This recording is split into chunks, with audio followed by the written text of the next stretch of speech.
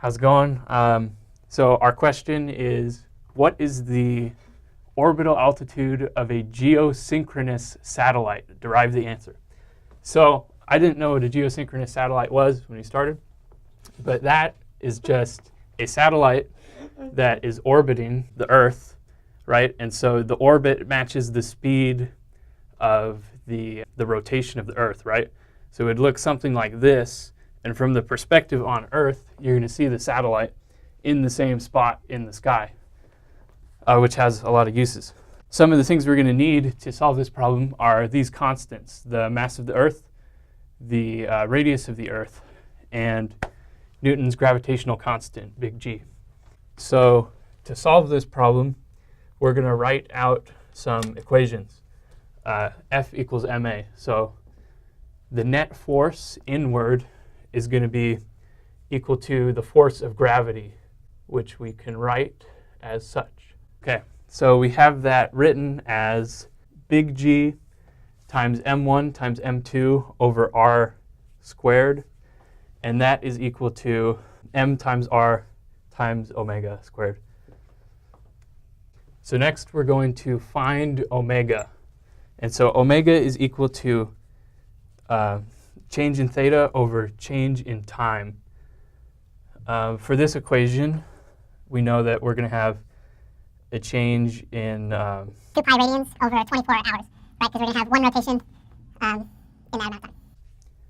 And so when we calculate that out, we get 7.2722 times 10 to the negative 5 radians per second. All right, so now that we've solved for omega, we can go back to our original equation. We can do some work there. So we have big G times the mass of the satellite times the mass of the Earth over r squared is equal to mass of the satellite times r times omega squared. And so we can cancel the mass of the satellite in both of them there. Equation equal to r times omega squared. Then we divide by r, get r cubed. And then we can solve for r from there, doing some algebra. And when we do that, we get r equals the cube root of Newton's gravitational constant times the mass of the Earth times omega squared. OK, so using the equation we got for r here, we rewrote it again here. And now we're plugging in the numbers because we know all of them. So we have g, that's one of our known constants there. We plug it in there. We have mass of the Earth written up here and plugged in, or W, which we got over here, plugged into there. So when we do that calculation, this is the number we get. But this is for the orbital radius, which is measured from the center of the Earth to the satellite. So we actually need to subtract the radius of the Earth to find the actual altitude of the satellite.